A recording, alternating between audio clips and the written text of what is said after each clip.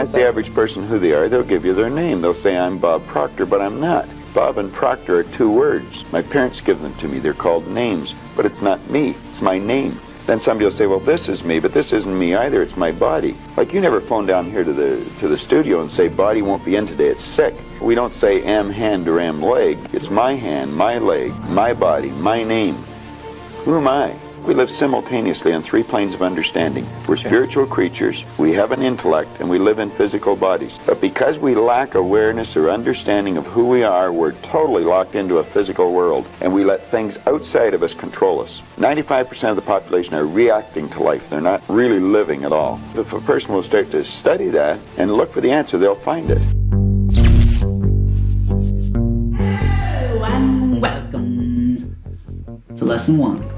We're going to be talking about this idea and concept of who you are. Because when you ask the average person, who are you, 99.9% of people aren't going to be able to answer. And then you have this person be like, dude, you don't even know who I am. You don't know me.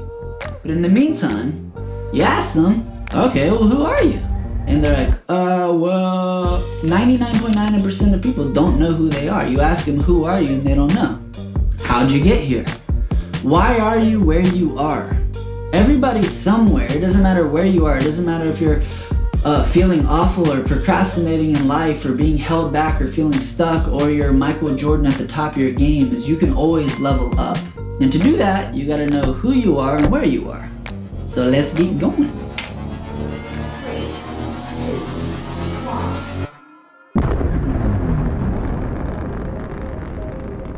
No matter where you are, no matter where you're watching this, is you are the perceiver perceiving the experience, believing that I am the one that is watching this. You are the one that is watching this. Well, who are you?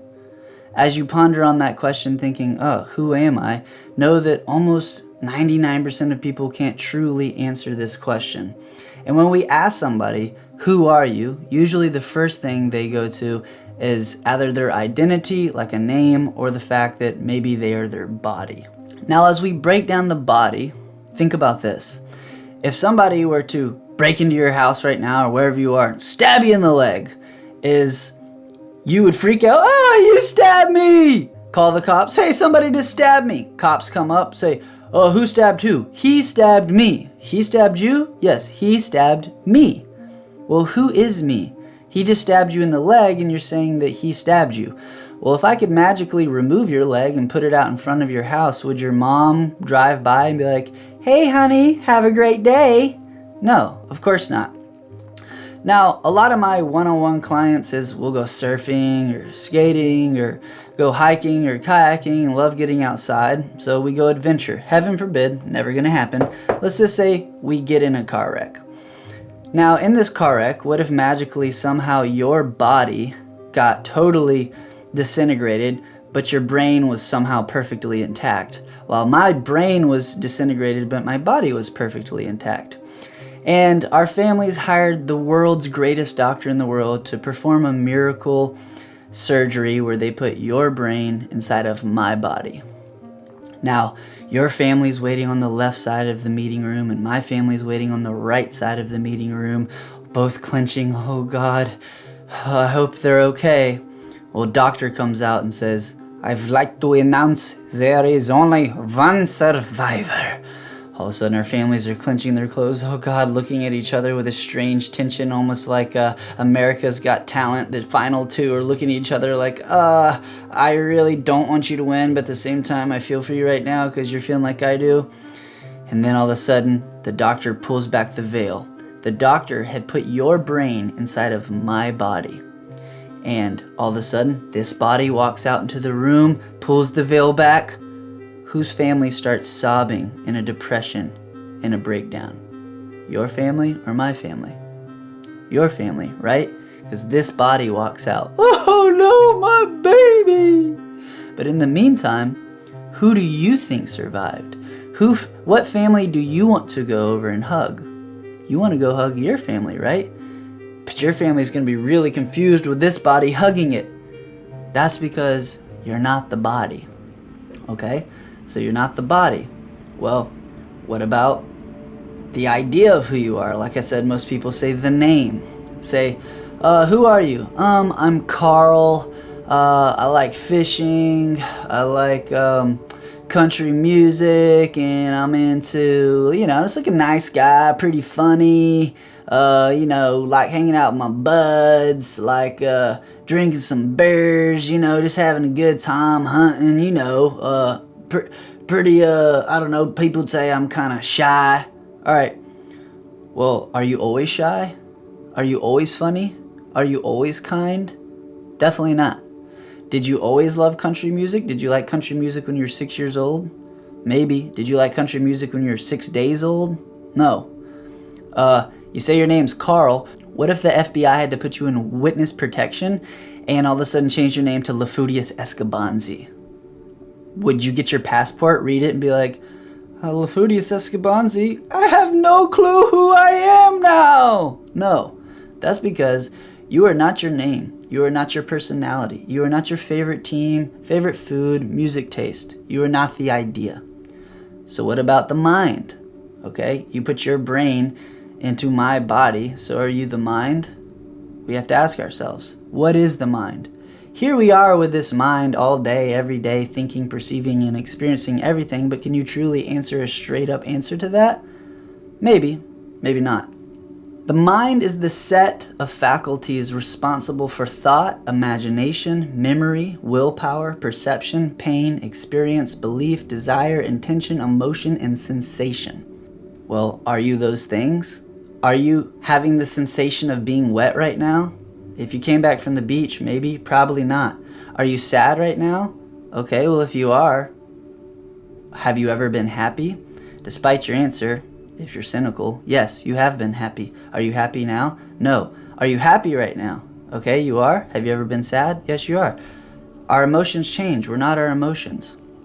Our intentions. Do you have the same intention today that you had yesterday? No.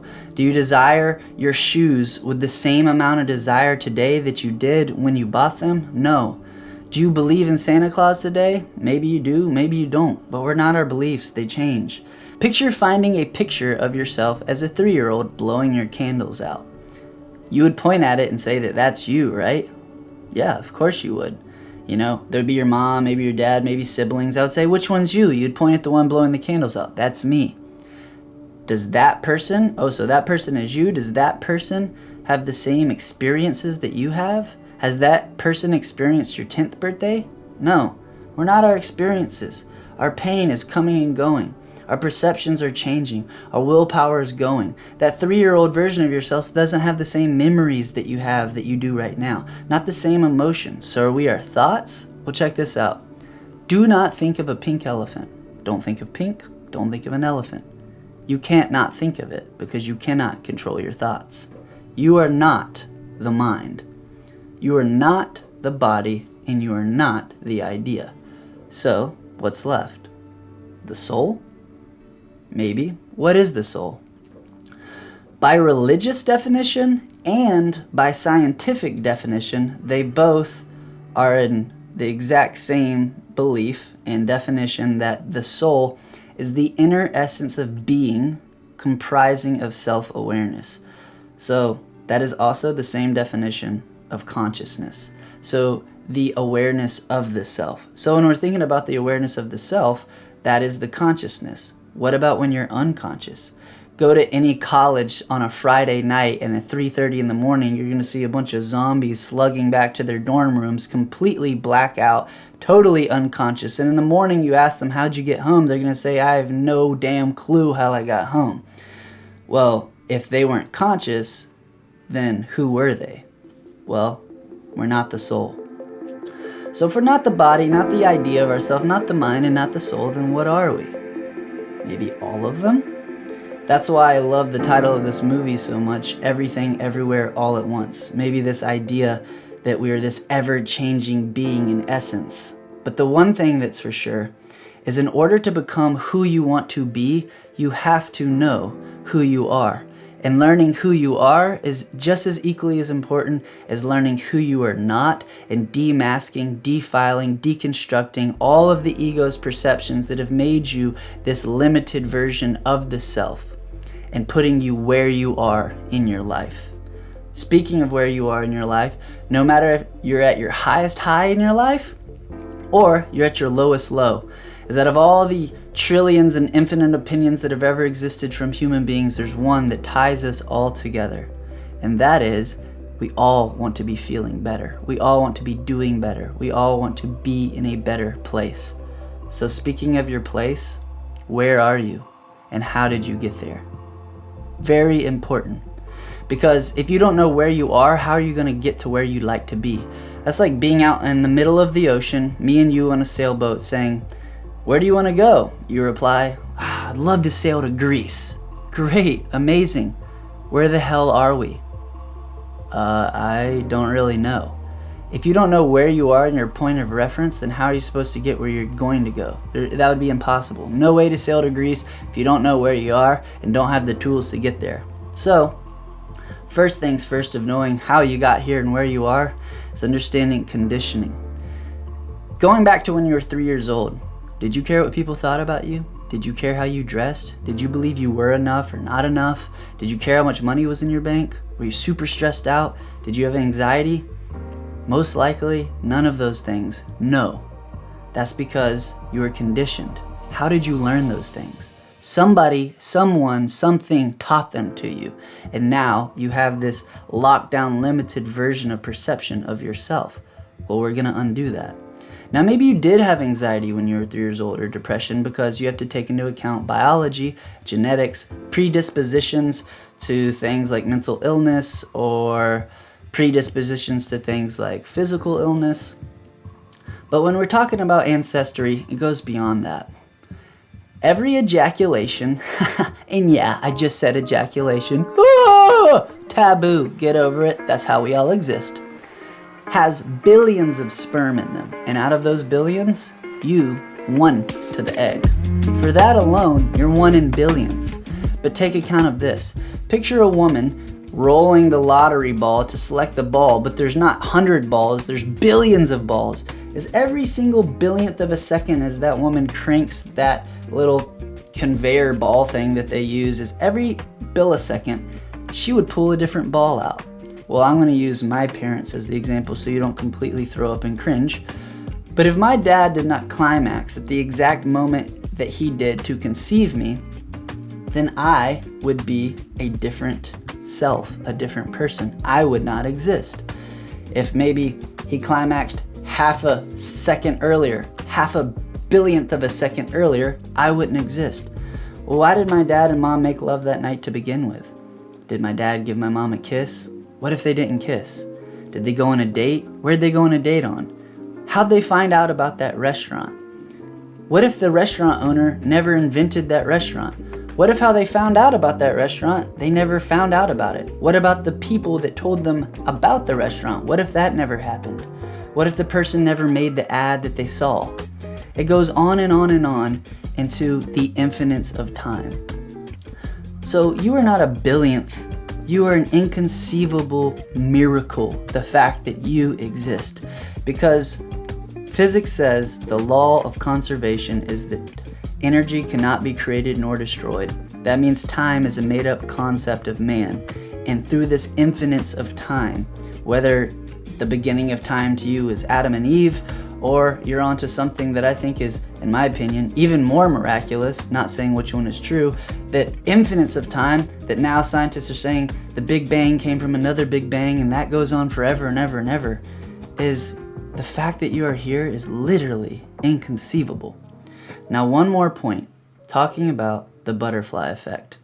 The butterfly effect states that if you went back in time a day, or went back in time even more noticeably 100 million years ago, and changed the flap of one butterfly's wings, that if you return back in that time machine to today, that it'd be a completely different reality. That is because everything is synchronized, just like if my dad never found out about the restaurant.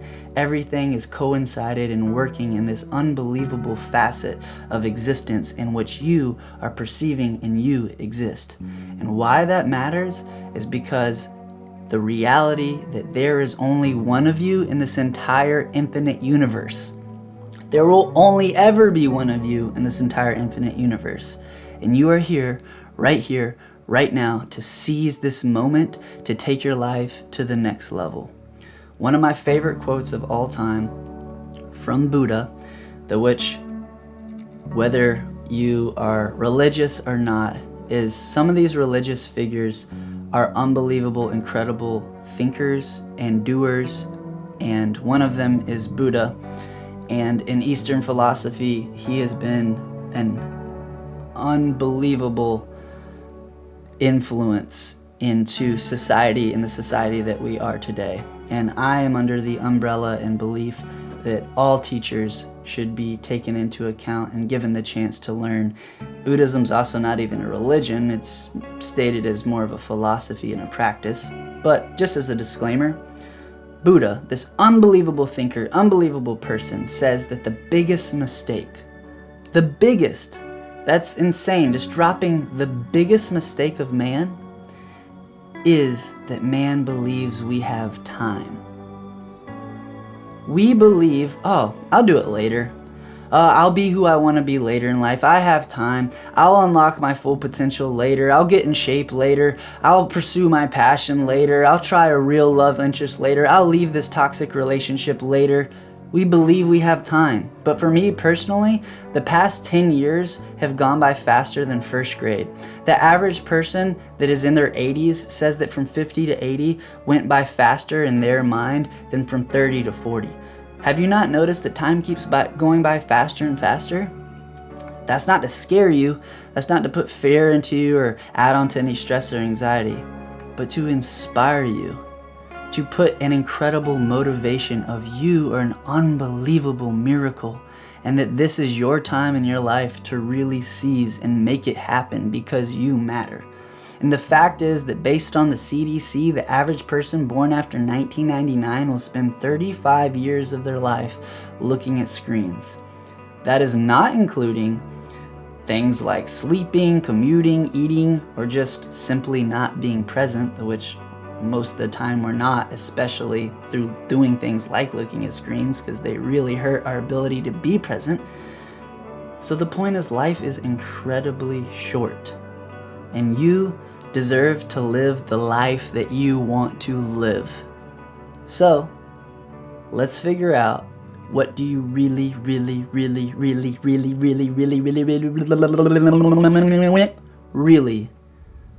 want? Quick recap. We just talked about this concept and idea of who you are, who you're not, where you are, where you're not, and why it's incredibly important in getting to be where you want to be and who you want to be, and tackling and taking on this optimal version in your full potential of yourself. In this next lesson, we're going to be talking about this incredibly important concept, which we'll be covering in this next lesson, of changing one simple word that can change your entire life. See you there.